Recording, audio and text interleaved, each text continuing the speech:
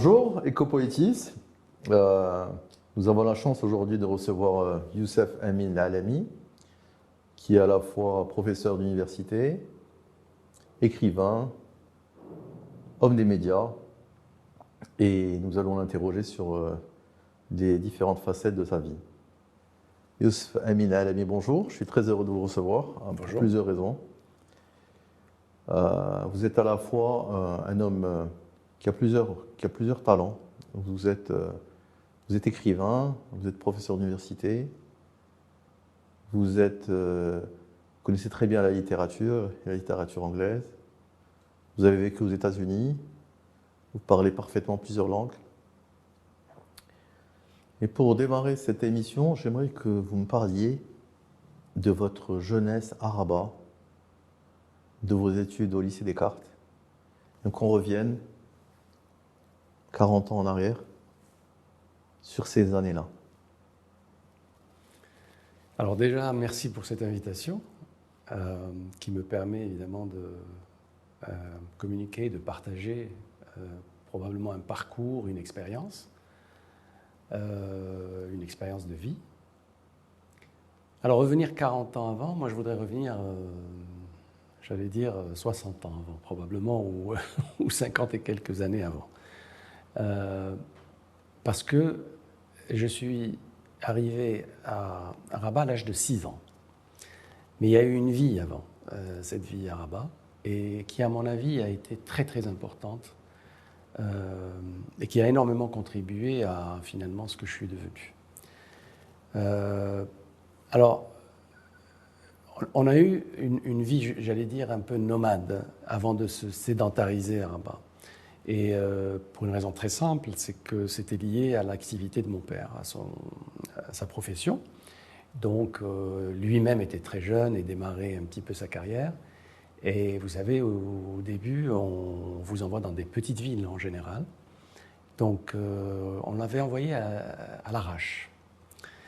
Mais quand je dis l'arrache, je parle de l'arrache fin des années 50 déjà. Et début 60, moi je suis né en 61. Et donc, je vais naître à l'Arrache, à une époque où l'Arrache comptait une présence espagnole très importante encore. Il paraît que les premiers mots que j'ai prononcés sont des mots espagnols, d'ailleurs. Ça, c'est ma mère qui me l'a dit, parce que nous étions entourés de... Voilà, la sage-femme, d'ailleurs, qui a aidé ma mère à accoucher de mon frère et de moi-même, était espagnol. Donc ça, c'était le tout début. Ensuite, il y a eu un passage par la ville de Meknès, toujours en lien avec les responsabilités de mon père. Ça, c'est mes premiers souvenirs, parce que l'Arrache, je ne m'en souviens pas, mais en revanche, j'ai quelques souvenirs de Meknès. Ensuite, mon père va être muté à Bni Mellal. Alors, Bni Mellal, je vais dire, un moment très important. Nous sommes restés une année seulement. Mais ce qui est important, la raison pour laquelle je reviens un petit peu sur cette petite enfance, c'est parce que j'ai eu la chance de pouvoir rester en fait à la maison et de ne pas aller à l'école. Donc je ne suis pas allé à l'école, ce qui veut dire que j'étais avec ma mère, qui est une femme au foyer. Donc pour occuper mon temps, évidemment, j'ai inventé toutes sortes de choses. Je me souviens qu'avec des ustensiles de cuisine, avec des couverts, etc., je leur donnais des noms, j'en faisais des personnages, je les faisais interagir. Donc j'avais déjà créé mon petit théâtre, en quelque sorte. Ça, je vais le comprendre bien après. Et puis il y a eu des événements qui peuvent paraître un petit peu anodins, mais qui étaient déterminants aussi. Ça va être une chute dans la piscine, à la maison, mais dans une piscine vide. Et ça, c'est important. Je tiens à préciser que la piscine était vide, et je tombe à reculons. C'est-à-dire, je ne vois pas, j'ai 5 ans, et je vais tomber à reculons dans une piscine vide. Ça aurait pu être la fin de l'histoire. Absolument. Donc saut périlleux arrière, je tombe sur mon visage, je me relève, je saigne un peu du nez, ce qui est normal, mais rien de... En revanche, pour moi, ça a été quelque chose de, j'allais dire, presque de fondamental, dans le sens où j'y ai réfléchi par la suite, et je me suis rendu compte que j'ai développé, avec cette chute, la peur du vide. Mais le vide dans toutes ses acceptions, c'est-à-dire le rien, c'est-à-dire le peu, c'est-à-dire l'inconnu, c'est-à-dire le vertige, etc. Et donc cette obsession de vouloir toujours remplir, y compris remplir des pages, justement. Et y compris se remplir intellectuellement. Vous lisez beaucoup aussi. Énormément, Voilà. énormément. Donc remplir le vide, remplir... voilà. Moi, je n'ai jamais connu l'ennui, par exemple. Alors, j'entends parler de l'ennui, je m'ennuie, l'ennui. Moi, je ne sais pas. Je n'ai jamais su ce qu'était l'ennui. Et donc c'est ça. Après, je me suis rendu compte qu'en fait, même l'écriture est liée, finalement, à cette expérience de l'enfance, cette expérience traumatique, qui a fait que j'ai développé une forme de résilience qui va évidemment apparaître bien après, plusieurs années plus tard, et qui fait que je suis toujours en train d'essayer finalement de remplir, de remplir l'écran de mon ordinateur, de remplir des pages, j'allais dire à ras-bord, de sorte à ce que finalement cette écriture puisse me porter et que je puisse reprendre pied finalement. Donc tout est lié à ce genre de choses. Évidemment, il y a d'autres... L'écriture, c'est une thérapie. Complètement. Voilà. C'est-à-dire que au lieu d'aller s'allonger sur le divan d'un psychanalyste pendant 15 ans ou 20 ans... Ce que je n'ai jamais fait. Voilà. Et vous avez préféré écrire.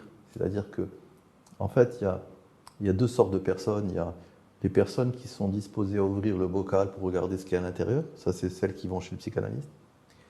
Et celles qui ne sont pas disposées à l'ouvrir et qui choisissent d'autres manières d'aller vers l'équilibre, vers un bonheur. Et vous, c'est l'écriture. C'est une question d'équilibre, absolument. Oui. Et alors en plus, c'est un luxe parce que non seulement on réussit à trouver son propre équilibre, mais on a aussi la chance de pouvoir partager un certain nombre de choses et aider d'autres personnes à trouver leur équilibre aussi, à comprendre un certain nombre de choses, à vivre des émotions. C'est la force de l'écrivain. L'écrivain, c'est quelqu'un qui n'est pas égoïste, parce qu'il partage avec les autres. C'est sûr. Quand on écrit, on se livre, et en même temps, on partage avec les autres, on leur permet d'avancer, on leur permet de profiter de ses propres expériences. Et donc, on partage avec eux son bonheur. C'est ça un écrivain. Oui. Et personnellement, j'ai toujours eu énormément de plaisir à écrire, parce que là aussi, on a deux profils d'écrivains. Les écrivains qui se plaignent toujours d'écrire dans la douleur. Et moi, même lorsque je traite de sujets qui sont quand même des sujets graves, entre guillemets, lorsque je traite de la guerre, la question des réfugiés de guerre, des clandestins, mais du terrorisme aussi, j'y ai consacré un roman. Mais moi, je fais toujours ça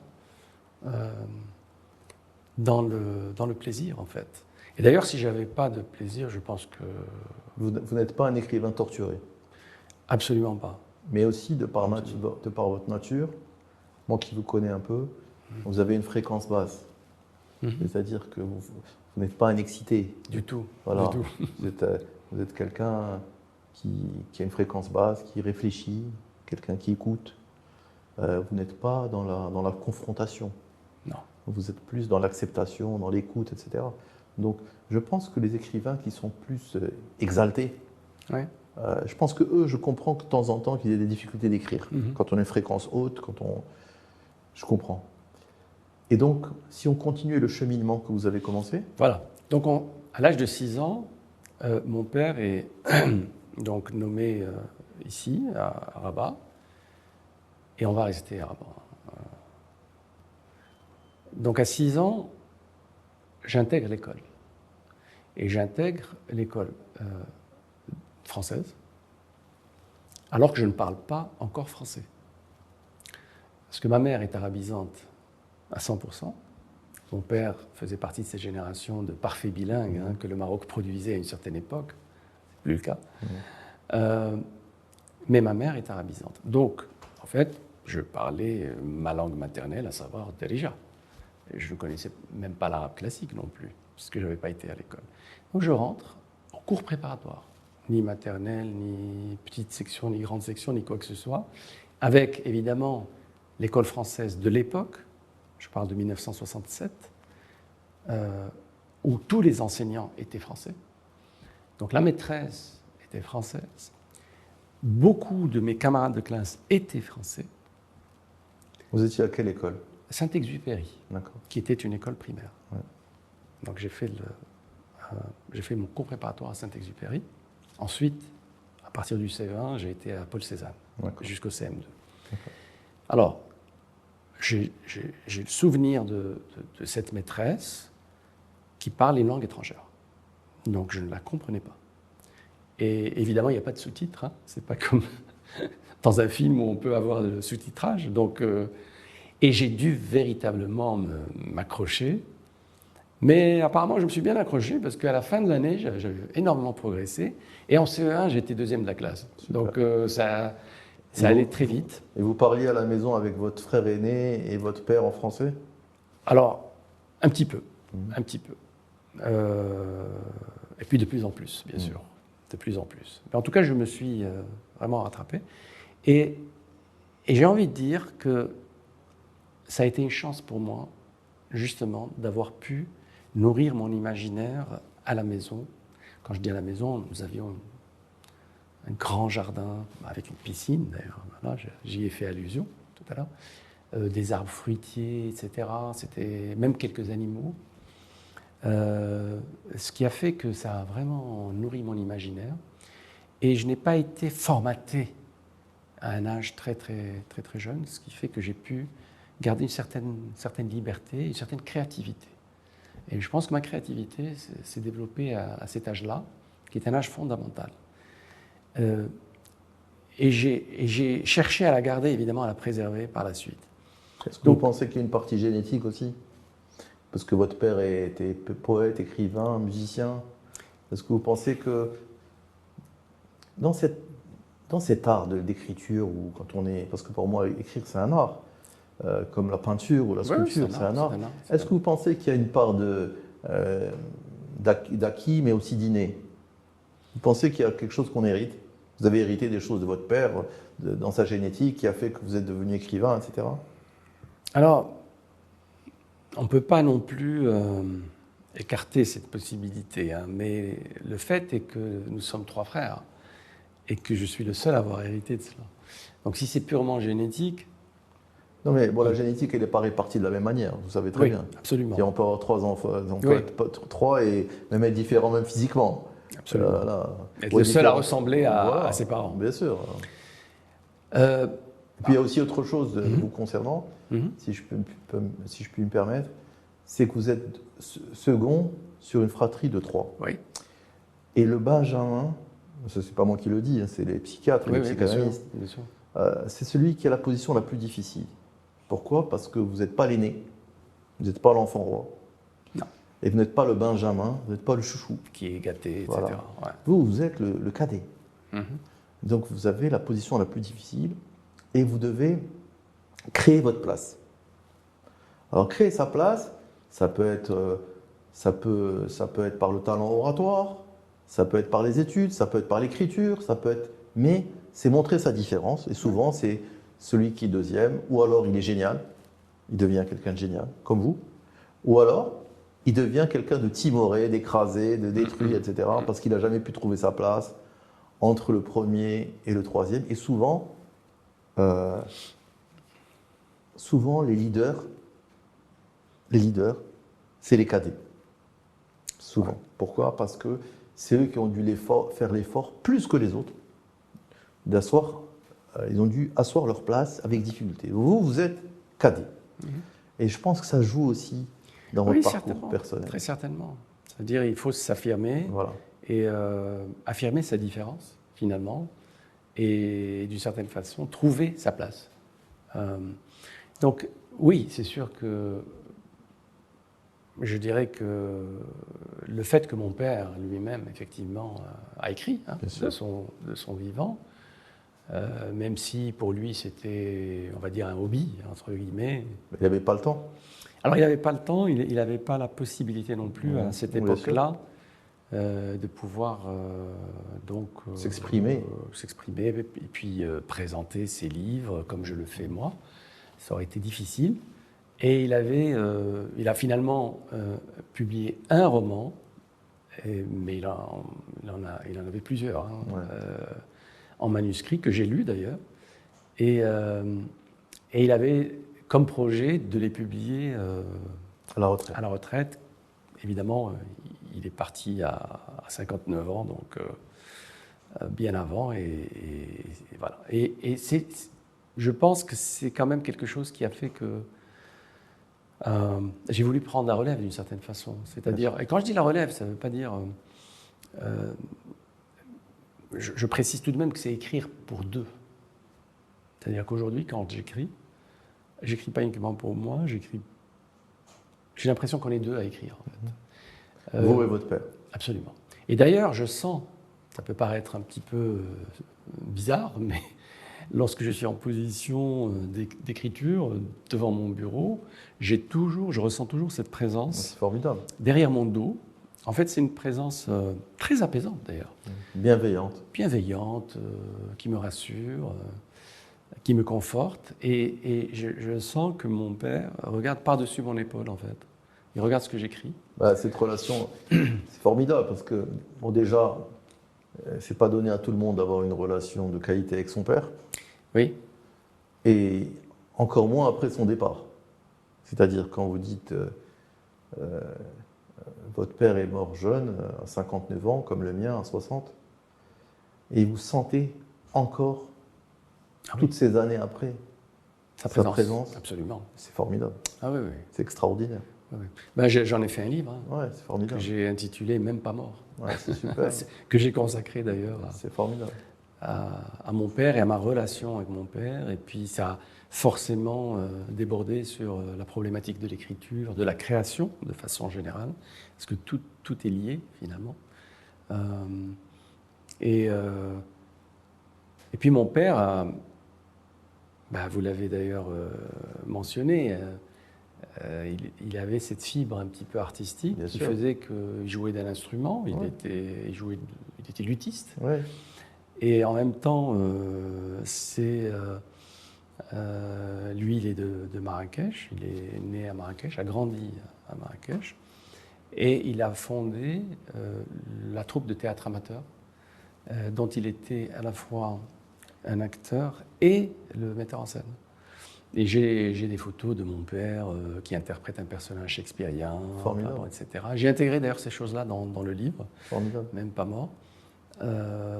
Alors c'est toutes ces choses-là en fait qui me reviennent. Et parce que de cette fratrie, je suis le seul à avoir ce profil, on va dire littéraire, artistique et littéraire,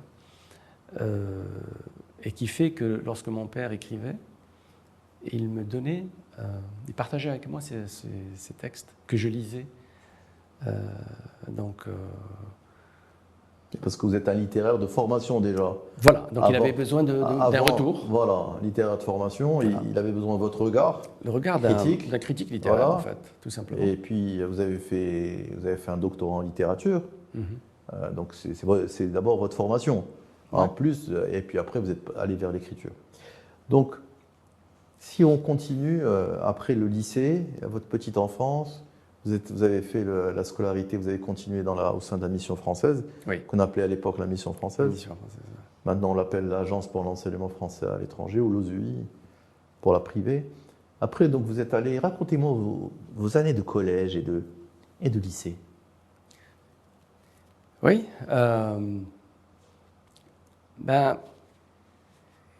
Moi, finalement, voilà, vous mentionniez cette histoire de la mission française, etc., etc.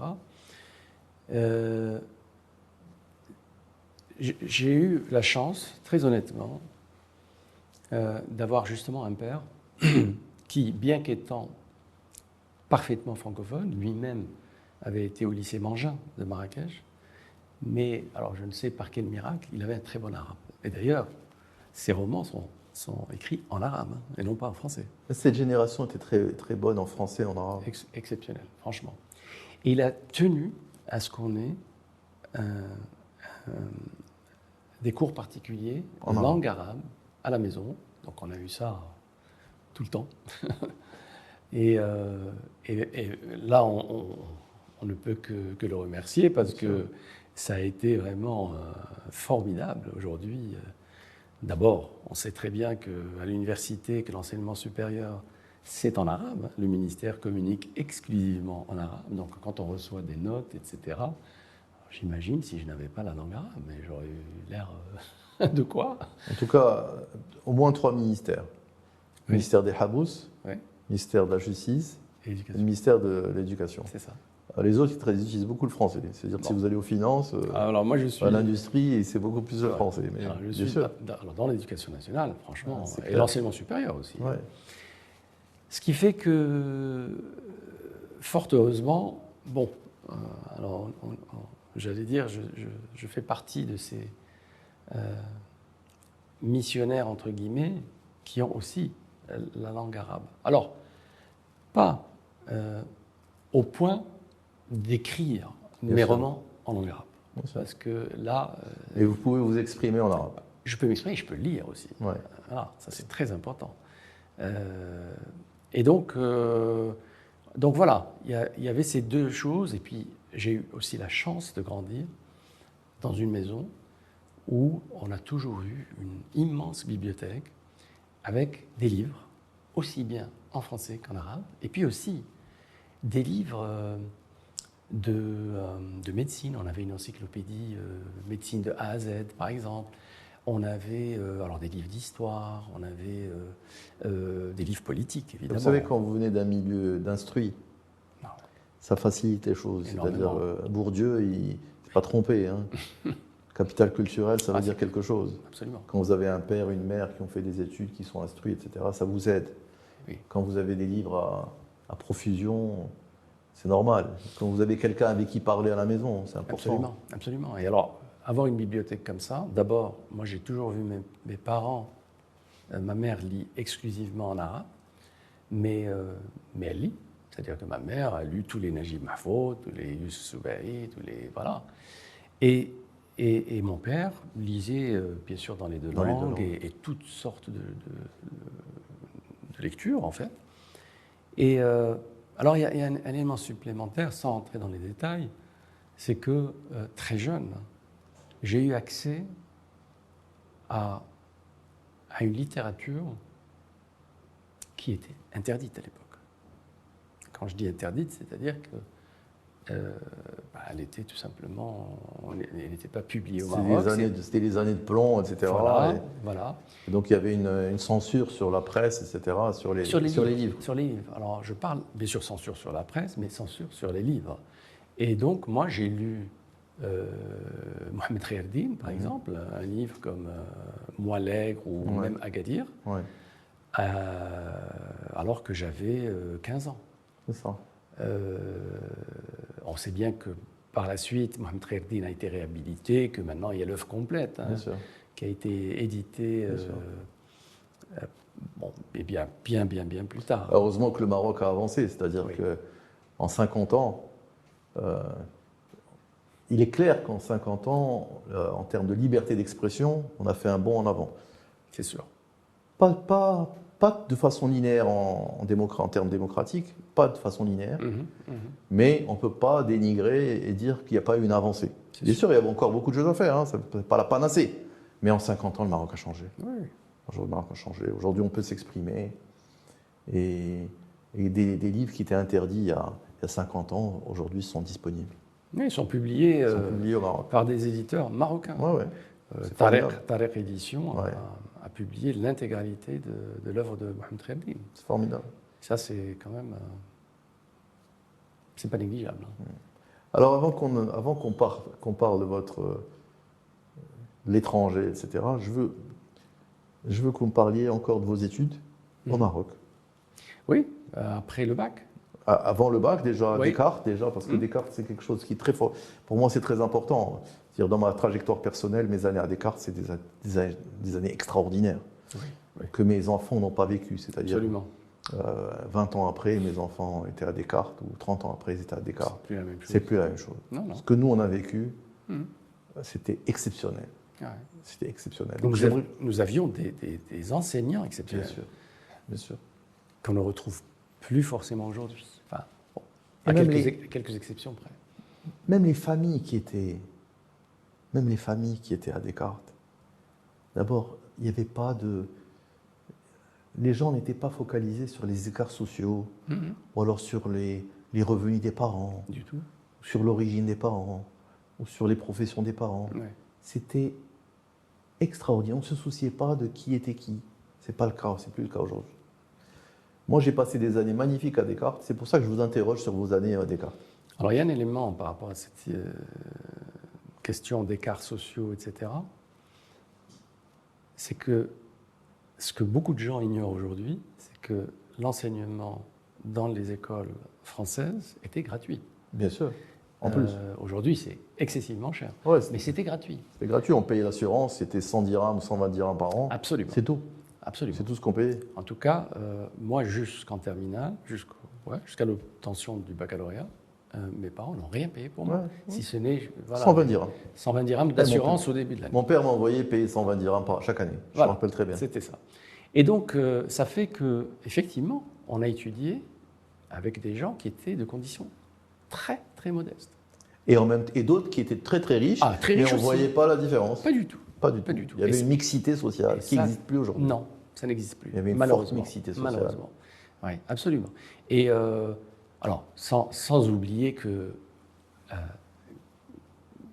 j'imagine que ça a dû être le cas pour vous aussi, il y avait une communauté de juifs marocains. Bien sûr. Nous, on avait plusieurs camarades juifs marocains qui, au fil des ans, finalement sont partis. Ils sont partis. Mais on le savait, parce que quand ils étaient avec nous au lycée, ils nous disaient qu'ils n'allaient pas revenir. Voilà. Ils disaient après le bac, on va vivre en Israël ou en France ou au Canada, et on ne va pas revenir. Et c'était de très bons camarades, bien sûr. Comme les il n'y avait aucune différence. Absolument aucune différence. Moi, j'avais une amie qui est décédée, Sandra Berdugo, qui est morte, et je prie régulièrement encore pour elle, parce que j'ai passé 3 années avec elle, magnifique en classe. Bien sûr, on avait des amis, j'ai des amis, encore des amis juifs qui sont à l'étranger, qui étaient avec moi à Descartes, que j'aime beaucoup. Il y avait une mixité sociale.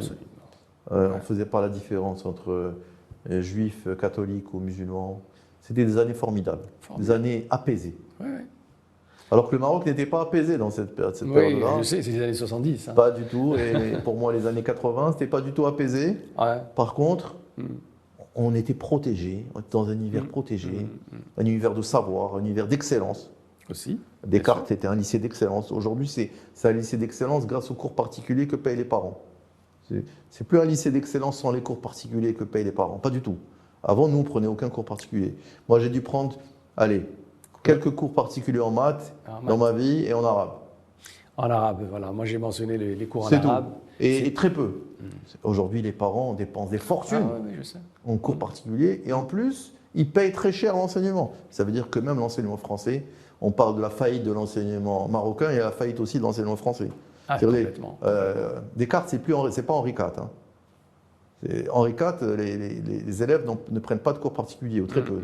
Descartes, ils sont bourrés de cours particuliers. Après, on dit, Descartes fait tant de mentions très bien, mais c'est grâce aux cours particuliers, pas grâce au lycée Descartes actuel. Par contre, nous, dans les années 70, années 80, le niveau des élèves, c'est très différent. D'ailleurs, quand je regarde maintenant, souvent je parle avec des gens qui ont fait HEC ou les SEC, etc. Je suis effaré par leur niveau, il est très bas. Très très bas. Ça n'a rien à voir intellectuellement. Les gens n'ont aucune culture générale. Sortis de leur bachotage qu'ils ont appris en prépa, vous les sortez de ça, ils n'existent plus intellectuellement. Alors qu'avant, non. Avant, on avait un très très haut niveau intellectuel. Absolument. Et ce n'est pas le cas maintenant. Je voudrais revenir sur, avant de parler des études supérieures, je voudrais revenir sur votre père. Oui. Donc votre père, il est là, il vous accompagne, etc. Vous sentez quand vous écrivez sa présence.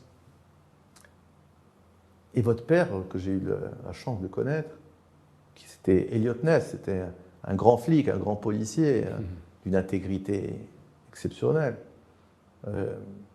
Il était chargé de la sécurité royale, il était intègre, il était brillant, il était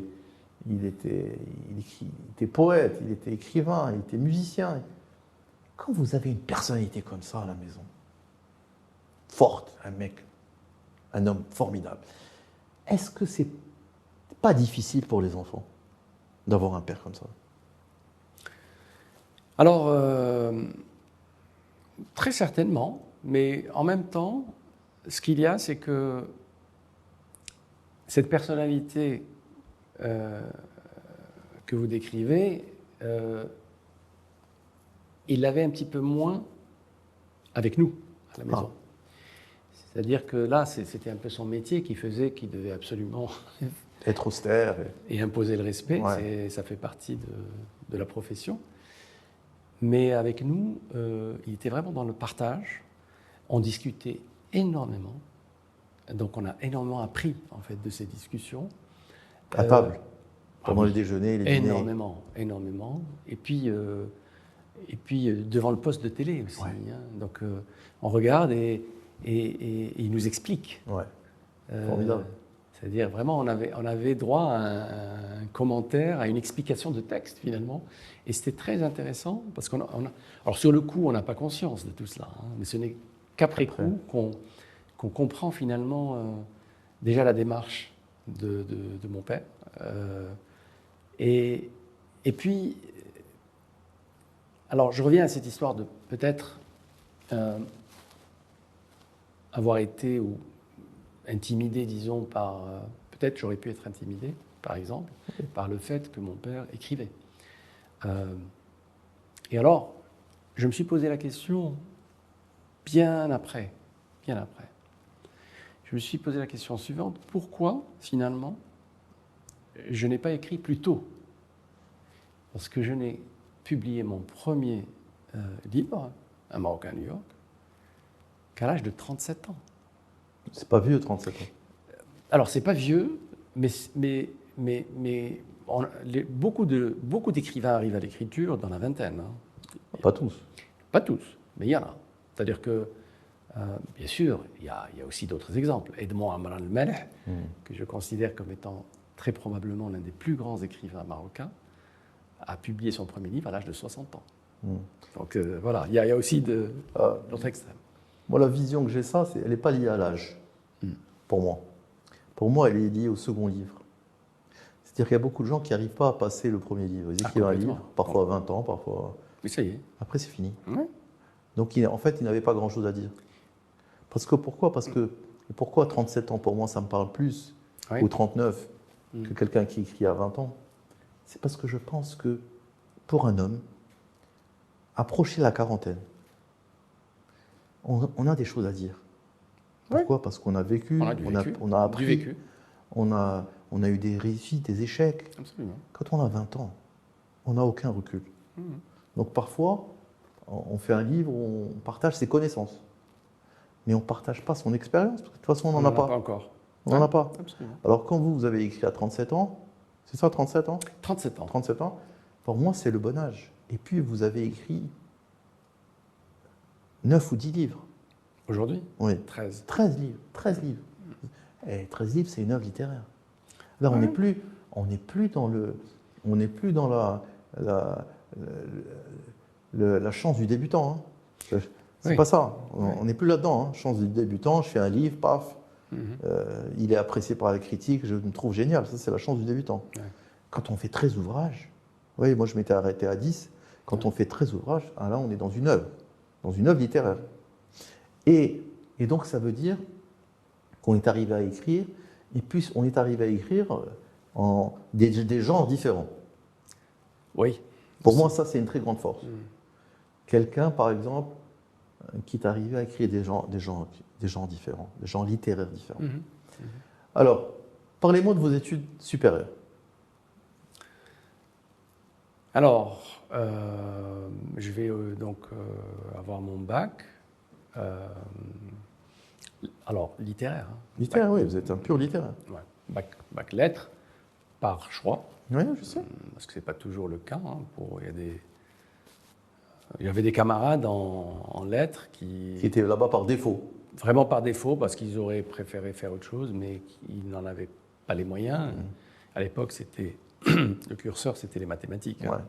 Ouais. Donc, Mais moi, j'avais demandé hein, Ouais. à faire lettres.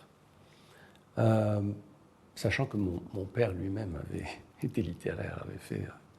On appelait ça un bac philo à l'époque. Et donc, et là, tout de suite, en réaction finalement à toutes ces années passées à l'école française, je ne me voyais absolument pas faire des études en littérature française. Oui, vous cherchiez un enrichissement supplémentaire. Voilà, exactement. Apprendre une culture. Vous aviez déjà une double culture marocaine et française, puisque vous avez fait vos classes dans le lycée français. C'est ça. Et vous êtes allé à la recherche d'une autre culture. C'est intelligent. Donc il me fallait vraiment... Alors évidemment, j'avais un intérêt pour la littérature, pour les lettres, etc. Je voulais bien sûr approfondir mes connaissances, mais je ne me voyais pas dans une fac où on allait m'apprendre des classiques français, etc., etc. Et donc je suis allé vers les lettres anglo-saxonnes, anglaises, quoi, donc dans un département d'anglais, à la faculté des lettres de Rabat, Université Mohammed V. Et à l'époque, j'ai intégré l'université en 1979. Donc à l'époque, il y avait encore énormément d'anglais et d'américains. De profs étrangers. À peu près 70% de mes enseignants étaient des américains et des anglais, et d'un ça très aide- bon niveau. Hein. Ça aide quand on veut faire de l'anglais et de la littérature anglaise. Très, très bon Ça niveau. aide d'avoir des anglais et des américains. Voilà. Et d'ailleurs, je fais partie de la génération qui a remplacé ces profs-là. Voilà, parce qu'il a fallu les remplacer, et donc on nous a formés pour venir remplacer ces enseignants. Et donc voilà, c'était un autre univers. J'ai découvert évidemment aussi bien Shakespeare dans le texte, parce que lire Shakespeare en anglais, c'est pas Shakespeare en traduction, hein, ça n'a absolument rien à voir, mais aussi William Faulkner, etc. Hein, parce que aujourd'hui, beaucoup de gens ont une perception de la langue anglaise qui est complètement fausse. Hein. Mais ils ignorent, tout simplement. Alors, je parle des gens qui parlent anglais un peu, ou beaucoup même, sans forcément, bien sûr, lire. Hein. Donc, parce qu'on apprend l'anglais en regardant des séries, parce qu'on apprend l'anglais... Les puristes. Il y a toujours les puristes qui lisent The Economist. Voilà. Parce qu'ils ont envie. Voilà. Moi, j'en fais partie. Hein. Voilà, Mais bon, c'est un peu mon métier aussi. C'est pour ça que je lis The Economist. Et donc il y a beaucoup de gens qui ont l'impression que l'anglais est une langue très facile, d'abord. Ah oui, ça n'a rien à voir avec le français, ni l'arabe, ni etc. C'est une petite langue comme ça. Il y a très peu de vocabulaire, très peu de ceci. On se débrouille facilement, etc. Mais en fait, quand on approfondit la chose, on se rend compte que c'est une langue très subtile, l'anglais. Très, très subtile. Qui se plie aussi bien au poétique, qu'au dramatique, enfin à tout, absolument tout. Tout dépend le niveau d'exigence, en fait. Exactement, parce que quand on lit du Shakespeare, c'est autre chose. Quand les romantiques anglais, quand on parle de, je sais pas moi, de Wordsworth, Shelley, Coleridge, etc., la poésie romantique anglaise est absolument exceptionnelle. Et puis l'anglais, on vibre quoi quand on lit ce genre de choses. C'est absolument... c'est subtil, c'est magnifique. Donc voilà, j'ai découvert tout cet univers. Et puis ensuite, je vais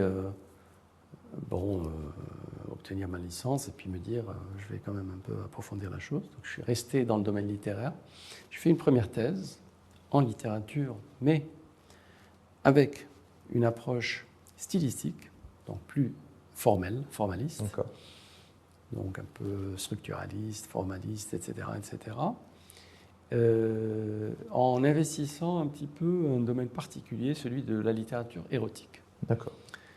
Mais mon approche était formelle, donc j'essayais de... C'était assez, entre guillemets, assez scientifique, dans le sens où je déconstruisais un petit peu les phrases, j'essayais de montrer comment, au niveau aussi bien de la construction, de la structure, les auteurs introduisaient une dimension érotique. Donc j'ai essayé de déceler la dimension érotique. D'ailleurs, ma thèse s'intitulait la dimension érotique du style. C'était un peu ça l'idée. Et ensuite, je vais complètement aller vers autre chose, c'est les médias, la communication et les médias. J'ai toujours eu un intérêt pour la chose. Vous êtes un homme de médias aussi, pas qu'un écrivain. Les gens connaissent beaucoup l'écrivain parce qu'ils ont lu vos livres, Oui. etc.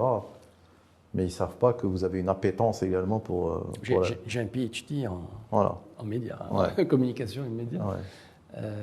Donc je vais aller vers ça, j'obtiens donc la Fulbright. Ouais, c'est un point commun que j'ai avec vous. Oui. C'est-à-dire, moi aussi, j'ai obtenu la Fulbright. J'étais prêt à Columbia. Puis j'ai décidé de ne pas y aller. Alors moi, NYU. Voilà. J'ai décidé de ne pas y aller parce que je voulais diriger ma première entreprise à 25 ans. Et j'ai fait le MBA que 10 ans après. Et quelque part, je suis content de ne pas être allé à New York, de ne pas avoir profité de cette bourse Fulbright, parce que je ne serais pas revenu. Moi, je ne serais pas revenu. Et vous êtes parti à New York. Oui. Et vous en êtes revenu. Oui, alors je suis parti à New York pour faire donc ce PhD. Et alors ça a été, c'est vrai qu'il y a un avant et un après. Hein. Ça a été vraiment formateur, bien sûr, mais je dirais, c'est simple, pour le dire plus simplement. Je suis devenu écrivain après mon expérience new-yorkaise. Ça a été en quelque sorte le déclic. Il fallait passer par cette expérience américaine, new-yorkaise. Je suis devenu écrivain et même aussi mon expérience artistique. C'est-à-dire les expositions que j'ai pu faire, tout le travail conceptuel que j'ai fait. Vous avez pleinement profité de cette expérience américaine. Tout ça, franchement, parce que j'ai beaucoup appris à New York.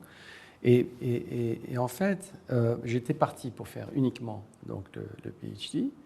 Et mon encadrant,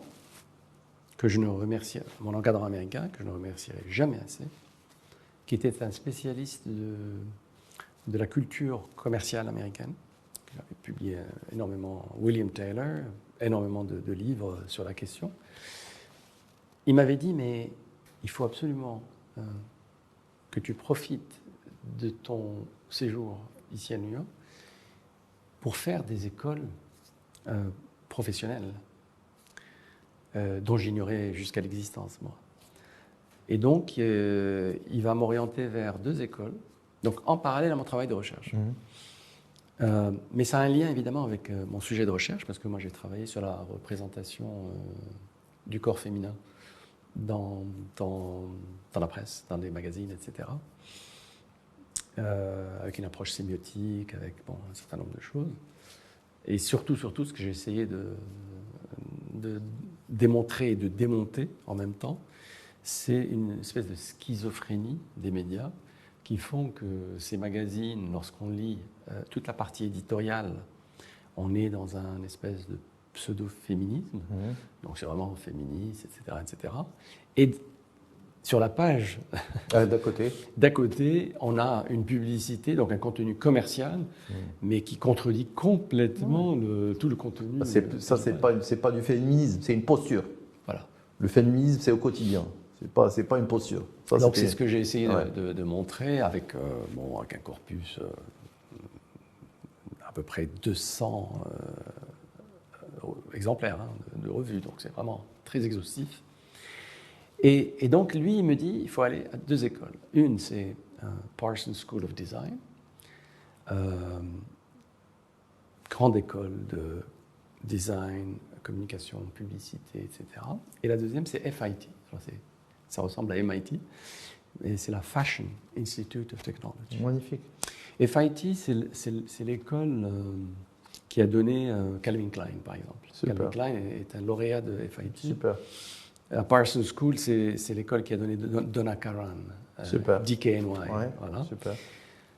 Et alors, ce qui est bien aux États-Unis, c'est que ils n'ont pas le cloisonnement qu'on a, par exemple. C'est-à-dire que dans cette école, il y a 3 départements. Un département design, un département fashion et un département communication. Ça existe aussi au Royaume-Uni.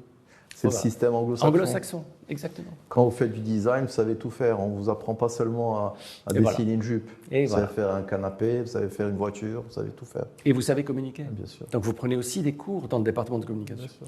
Donc moi, normalement, j'étais plus destiné à prendre des cours de publicité, ce que j'ai fait, hein, de conception-rédaction, publicitaire. Mais j'ai aussi pris des cours de mise en page publicitaire.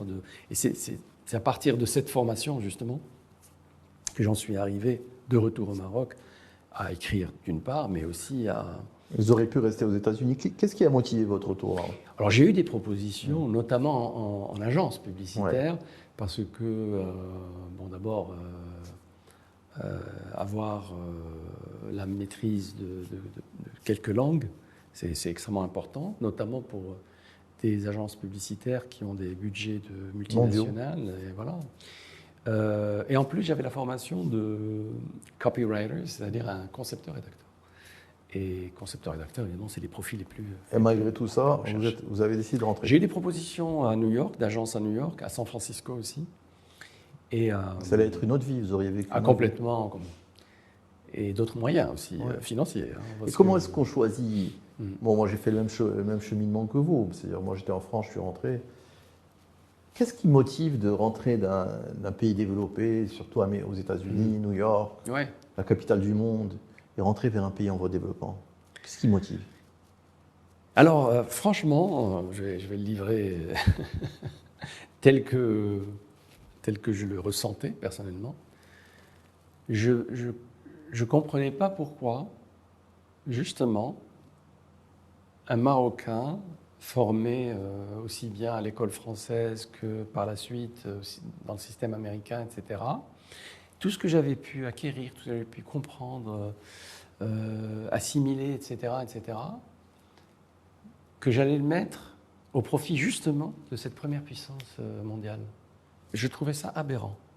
Je me disais, mais ce pays n'a pas besoin de moi, alors que le Maroc, oui. Mon pays a besoin de moi. C'est clair.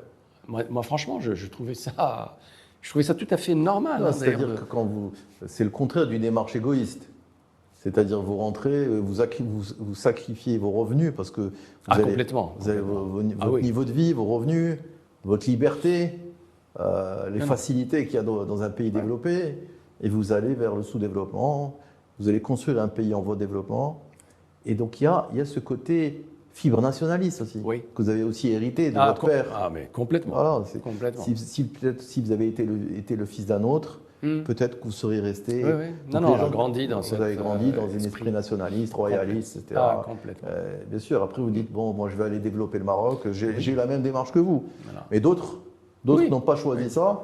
Et bon, quand on fait le bilan, souvent, hélas, c'est eux qui ont eu raison. Hélas. C'est-à-dire quand on regarde les carrières de l'autre côté de la Méditerranée ou de l'autre côté de l'Atlantique, et les carrières au Maroc, c'est autre chose. Donc il y a ce côté nationaliste, cette fibre nationaliste qui a fait que vous avez apporté beaucoup de choses. Et alors, en rentrant au Maroc, j'ai été sollicité par des publicitaires, des agences de pub, etc. J'ai fait ça un peu en freelance au début. Alors aujourd'hui, ça a probablement changé, hein, parce que je parle d'il y a quand même quelques décennies déjà. On m'a pris toutes mes idées, tous mes concepts, y compris des storyboards que j'avais fait pour des pubs télé, etc. Et que je voyais par la suite à la télé, carrément. Du plagiat. On me les a pris. C'est du vol. Tout simplement. Alors je crois qu'aujourd'hui, il serait plus difficile quand même de faire ça aujourd'hui avec tous les réseaux sociaux, avec les moyens technologiques dont on dispose. Mais à l'époque, voilà. Et donc, de toute façon, je n'avais pas du tout l'intention de... Alors j'ai le profil d'un point de vue professionnel. Je pense que j'aurais pu être un très bon publicitaire, enfin, l'aspect créatif, etc. Mais j'ai pas, humainement, j'ai pas le profil. Je suis pas dans cette logique, dans cette démarche. J'appartiens pas à ce milieu, on va le dire de cette façon-là. Hein. J'appartiens pas à ce type de... L'éthique dans la vie, ça vous empêche de faire beaucoup de choses. Quand vous avez une grande éthique comme vous, forcément, il y a des milieux où c'est plus difficile. Et donc, quand vous n'êtes pas prêt à sacrifier votre éthique, non, voilà. C'est sûr qu'il y a beaucoup de choses que vous ne pouvez pas faire. Et voilà. Donc, même dans les affaires. Hein. Dans les affaires, si vous ne sacrifiez pas votre éthique, vous allez avancer lentement pendant que d'autres vont avancer très vite. Mais c'est entre vous et vous-même, un choix personnel. C'est ça. Alors, un entretien ne suffirait pas avec vous parce que vous avez une vie très riche, etc. Mais je ne voudrais pas qu'on finisse cette émission sans que vous nous parliez du monde de l'édition et de votre œuvre littéraire. Parce que là, on a parlé de votre vie. Les gens connaissent vos livres, ils ne vous connaissent pas forcément vous. C'est pour ça que je voulais faire l'émission autour de vous, de votre personne, plus que de vos ouvrages. Ouais. Mais là, il faut qu'on prenne un peu de temps avant de clôturer l'émission. J'aimerais que vous me parliez de vos ouvrages et du monde de l'édition. Oui. Alors, je vais juste terminer un peu par rapport à ce que je disais avant, c'est que j'ai finalement préféré... l'enseignement. Exactement, l'université. Bien sûr.